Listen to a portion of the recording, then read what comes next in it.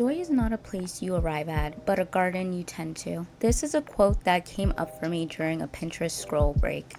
And I just felt drawn to speak about joy in a mindset type way to close out the month of June. So, this is the question I came up with for the episode ahead. How do you view joy? As an emotion, mood, disposition, or a spiritual fruit? Which traditional theory on happiness do you most align with? The hedonism theory, desire theory, or objective list theory? If none of these align, what do you think is missing from their definition to resonate with you? While you take some time to think about it, let me introduce myself. Hi, my name is Elijah, but you can call me Lay. Welcome back to A Little Atypical, a space for the deep feelers and unconventional thinkers navigating wellness, personal development, and lifestyle with a little more nuance. I'm here to bring fresh energy to the beauty, wellness, and personal development space by having the curiosity to dig beneath the surface. I like to talk about typical topics from a not-so-typical perspective, and that's exactly what we're going to do today. If you clicked on this episode thinking I would be all insert toxic positivity quote here, I'm sorry to disappoint. While doing research for this episode, I came across a quote that read, "It is possible to experience joy as a mixed emotional state. It is possible to simultaneously experience joy and other emotions such as sorrow," which I can't lie completely reassured me. Because listen, I'm so grateful for the success, support, and growth of our community. But I just want to make it clear that this episode is not about ignoring negative emotions, but transmuting them. Before going into the month of June, I was so happy and excited since from advance I had this idea and I expected this month to be fun and a bit of a break. However, June 1st comes and I was crashing out for 14 days straight. While I don't want to get too much into that, I was facing a challenge that was triggering my self-worth. And then when it was the Gemini new moon last weekend, I had basically this really crazy truth revealed. I don't know if it's because Uranus was also in the sign of Gemini, and then along with Mercury being in Cancer, I was so irritated. And on top of that, physically, I just wasn't getting sleep no matter how much I tried. To be honest, multiple days I was left off with like 4 to 5 hours. But then after June 15th, it was like this whoosh effect. My mind kept telling me joy is the cure because all of the outside situations were eating away at me. My peace of mind was non-existent. My nervous system was shot. And like I said, at the moment a truth was revealed to me, it was like I felt burning through my veins. And I'm going to be honest, I don't always notice those type of sensations, but I was just feeling kind of heartbroken and heavy, and it was just a hard feeling. Plus the guilt of not knowing how to be there for someone while they're going through it, grieving, and also being disappointed over other external things. And I'm saying all of that to say, when I'm in that state, I could relate to not wanting to hear be grateful or look on the bright side or everything happens for a reason. Because even though like part of me is, yes, there is a lesson here, there is room to grow here, but sometimes when you look at everything as a lesson, it gets you in a constant state of, I always have to be in a state of growing. And it's like kind of weird because you know the phrase of growing pains. So if you always feel like you have to be in a state of growing instead of being, it's like growing pains. Like it always hurts, you know? And I'm happy for this topic because joy, at least in the way I'm talking about it today, is not the same as pretending you're not okay. It's not being in denial. It's not ignoring what hurts. It's more like a conscious decision to keep some parts of you alive while you're healing. So no, this isn't an episode of toxic positivity. This is more like, how do we tend to our quote-unquote garden anyway, even in seasons of dryness, of unfruitfulness, if we're going with the metaphor, but in human terms of when we're tired, or even if we're actively grieving something. So when I started thinking about joy as a practice, it helped me stop seeing it as this big dramatic I'm healed moment, because flashback to 2024, I wanted to do this whole healing series on YouTube, but I stepped back from the idea because if I'm being completely honest, at the time I was kind of treating it like a finish line. And every time in 2024, it would be like, ugh, I should be healed by now. I should be healed faster. I've been doing all this work. I should have outcomes. I was having such a hard time with actual faith for at least the beginning part of the year. And I mean, throughout that year, I think I've grown to reflect more on faith. But at the time, it was a very hard thing. I kept thinking, like, once certain things happen, I would finally be healed. Life would be amazing. And that would prove that everything was okay. Moving forward, I had to realize that mindset was just treating joy like the destination, you know? And it's just not. It's a process. It's something you build, and sometimes something you have to rebuild. And it's a practice you have to be continuously attentive to, you know?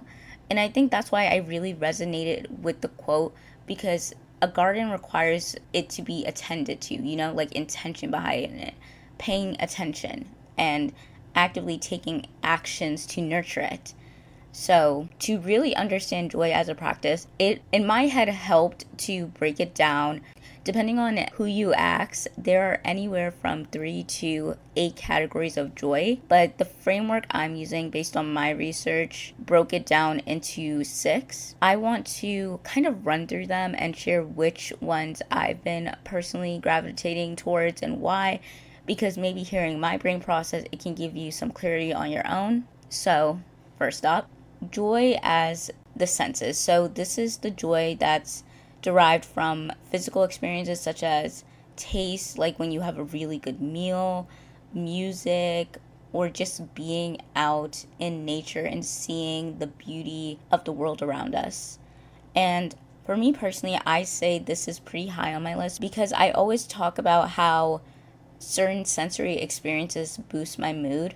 But on the other end is when I do this, I have to be in the right headspace for it to feel rewarding. Because when I do it from a headspace of I just want to feel better now, it can easily become very self-destructive. Like whenever I was sad in high school, the first instinct would be to want to buy makeup, like no matter what.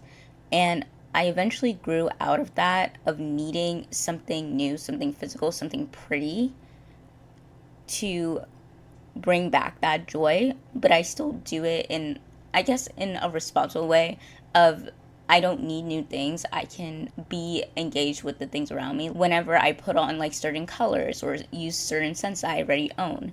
So I would say I have to be personally careful with this, but that's not it for everyone.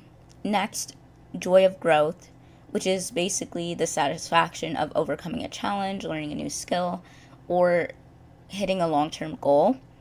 And for me personally, this is where I've experienced joy the most. I'm currently reading 101 essays that will change the way you think, and one of the essays asks you to list your greatest fear. My immediate thought was a life that feels like I settled for it. And after that, it was like the universe kept sending me all these like little signals. For instance, I came across this video of this lady talking about contestants from Love Island. I think it was yesterday. And apparently it's a new season in the US, but I don't really know the lore that deeply. But I think it hit my feed because she mentioned one of them being a Capricorn moon, and she was explaining how Capricorn moons struggle with simplicity and feel like they have to quote unquote suffer for something to feel like they earned it.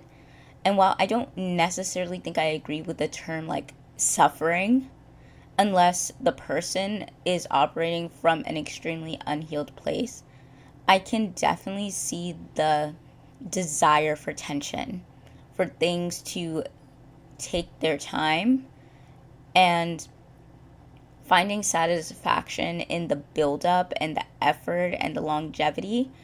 And it made me think about how hard it is for me to accept things like romantically in the past without reason. Like, not now, but in the past. Well, I honestly, I haven't tested that feeling as of lately, but in the past, it was hard for me to accept. Like, if someone tells me they love me and I ask them why and they don't have like a deep core reason, I struggle to believe them. Even with people I'm just interested in, because of how I am, I want to get to know who they are at that absolute core, which is why casual does not exist for me. And, they might have something interesting on the surface, like their hobbies or humor or how they socialize. But with every little thing, I have this need to go deeper. For most people, that isn't fully a signal to feel love, but only when I do that does it feel real for me. Like the connection feels real for me. So when it comes to actions and connections, I think the main way I feel joy is if there is an investment of effort, not necessarily suffering, but just a buildup of it. Third is joy of connection, which is found in relationships, whether it's quality time with loved ones or, a shared unifying moment with people that you don't know, like strangers in a crowd. So this one honestly depends on my headspace. I still struggle to be around people when I'm going through it. It's hard if they can't truly understand what I'm feeling. So the things they say, even with good intention, can end up making me feel worse. And when my emotions are heavy, I just never want to feel like I'm dumping that on anyone or making them resent me. So sometimes it's harder for me to feel this form of joy. I feel more in my head about it. Fourth is joy of contribution, which is the deep, long term pleasure that comes from helping others and, acting in a way that benefits your community.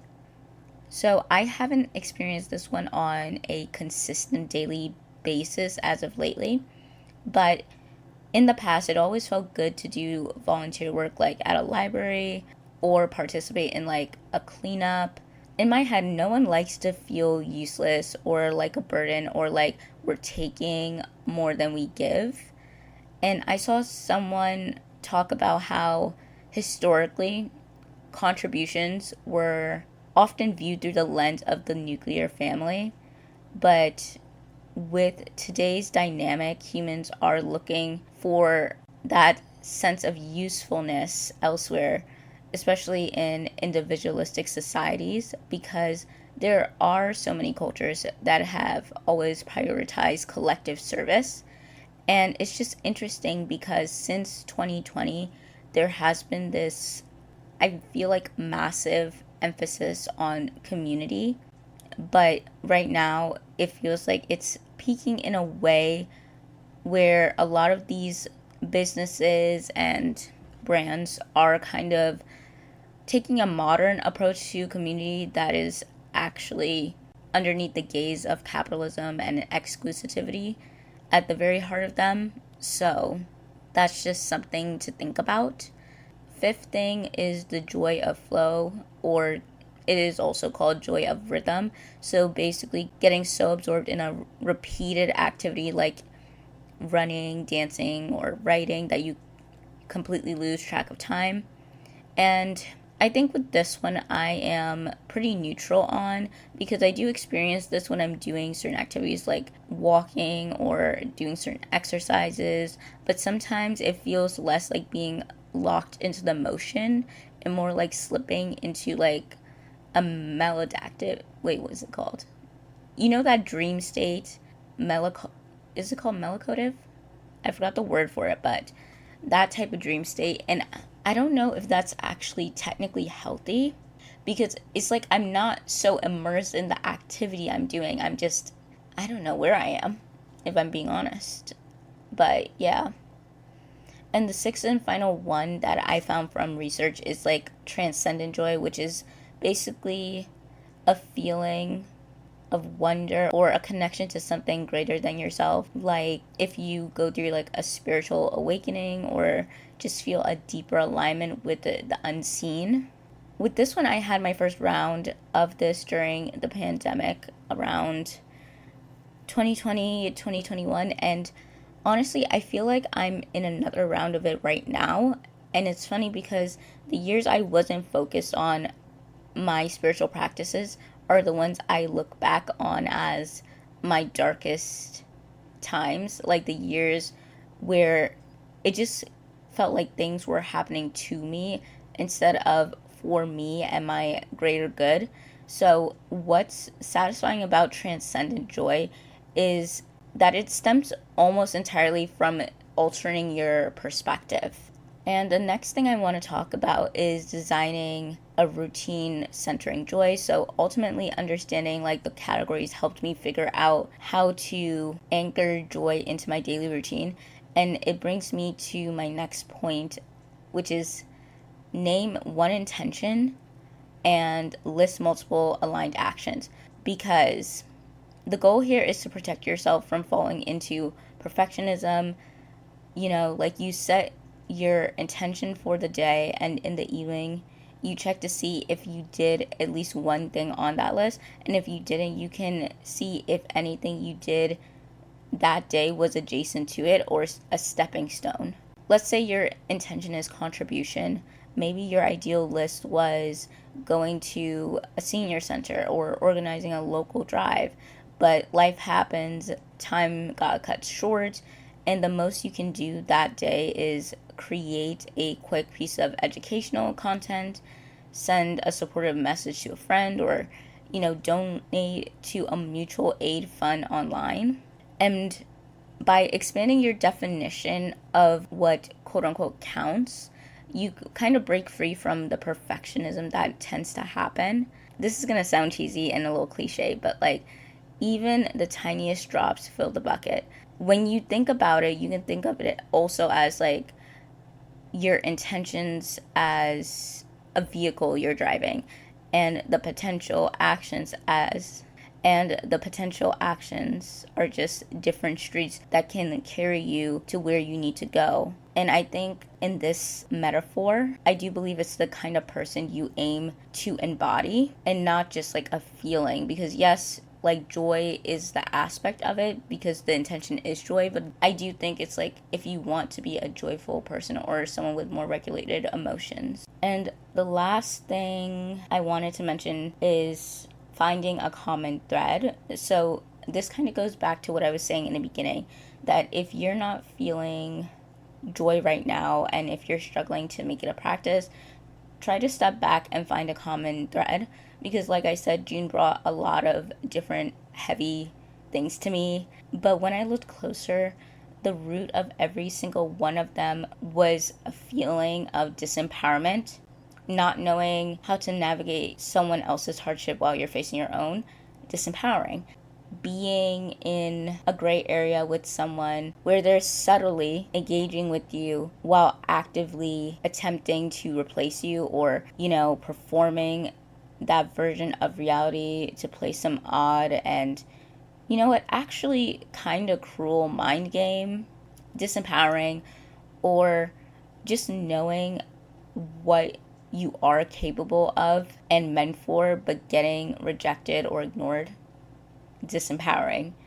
Realizing that all these vastly different experiences were taking a jab at my identity and self-worth allowed me to see the real core, and I just didn't need a random source of joy. I needed a specific one that could heal what I was feeling, which was disempowerment. So I needed to focus on joy of growth. And with what I did for it, what came kind of secondary were both like connection and contribution. So, really, that's kind of it.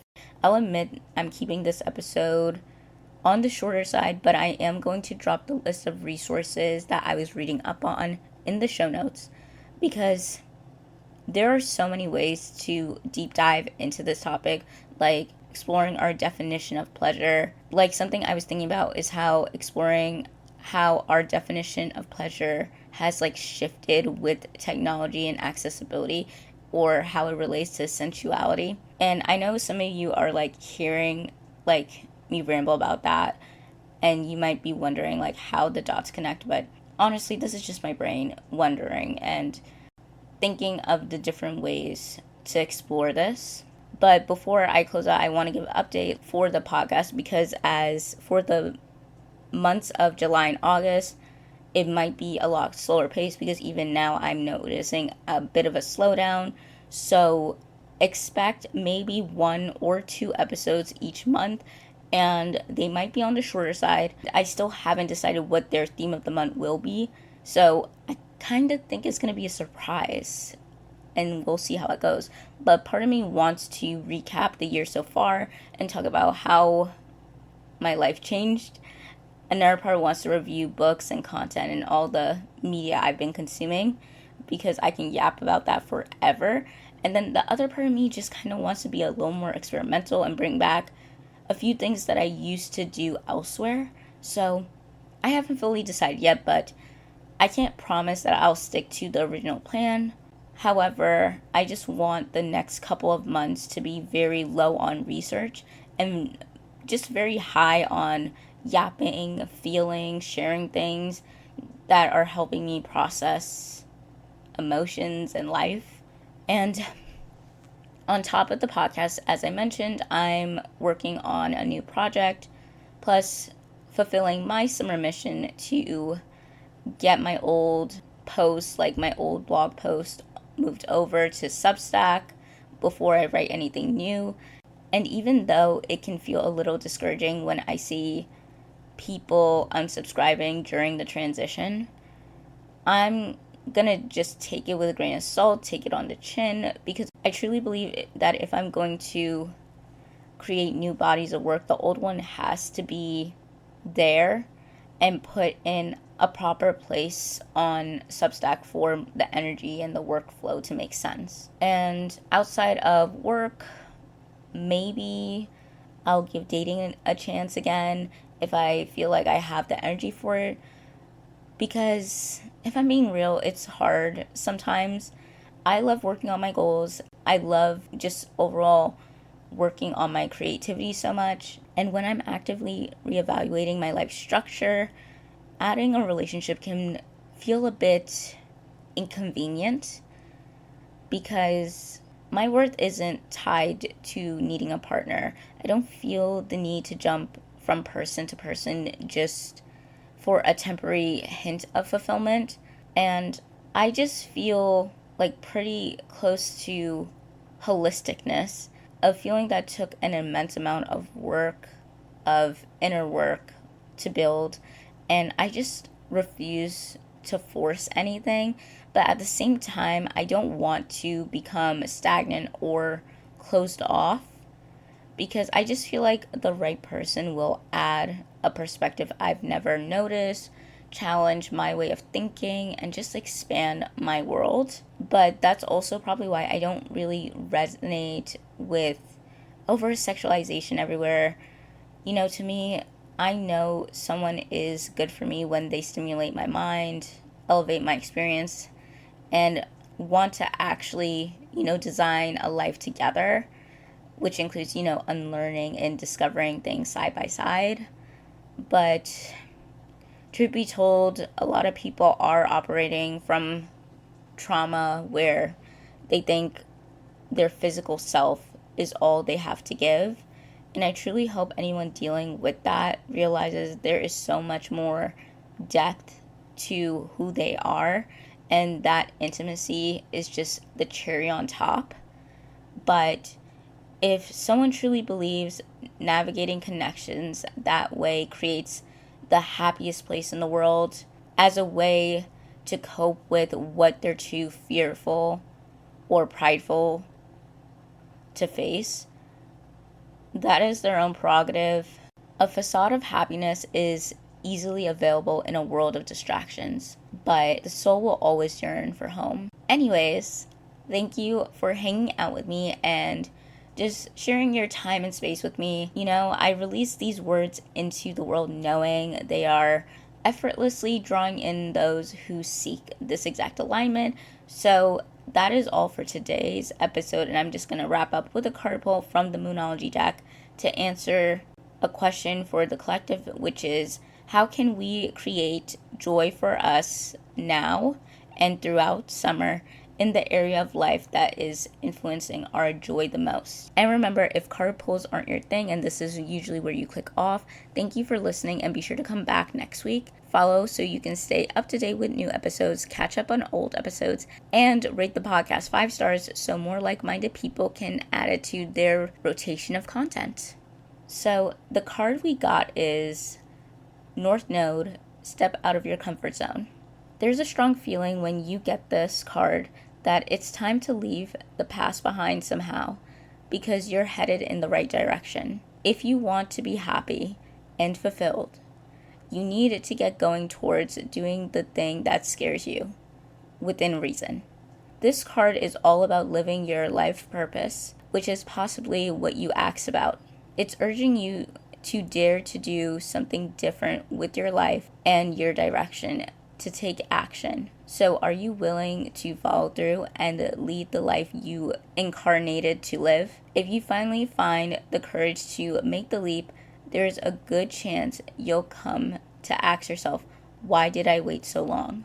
Attuned to the moon, I know I'm headed in the right direction. Additional meanings for this card. You're headed for something which feels like destiny. You need to face a fear and get over it. Time to stop obsessing about someone or something. Stand on your own 2 feet. You got this. The teaching. The North Node is where the moon crosses the ecliptic going north. It's a karmic point, and on the horoscope chart shows us what we need to do and where we need to go with our lives to find satisfaction, fulfillment, and happiness. The North Node is the karmic astrological point that reminds us, to paraphrase Andre Gide, that in order to discover new oceans, we have to be prepared to lose sight of the shore. So I think with this, pulling the North Node card as a closing message ties back to the episode's whole theme of joy as a practice, because going back to the garden example, tending to a garden always requires action and not just insight. It answers the collective question by saying that the fastest way to create more joy this summer is to move towards the growth aspect in the area that's been draining you the most. So the conversations you've been avoiding, the habits you keep postponing, the boundaries you need to set, or the creative risks that you just keep minimizing. In other words, joy becomes the cure when you stop obsessing over what's unclear and what's out of your control and choose one brave step that restores your power.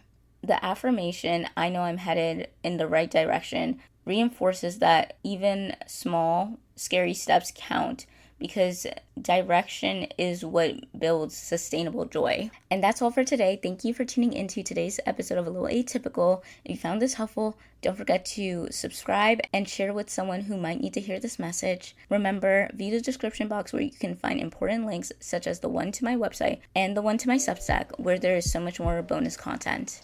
Until next time, have a good day, evening, or night, and stay authentically atypical. Okay. Bye!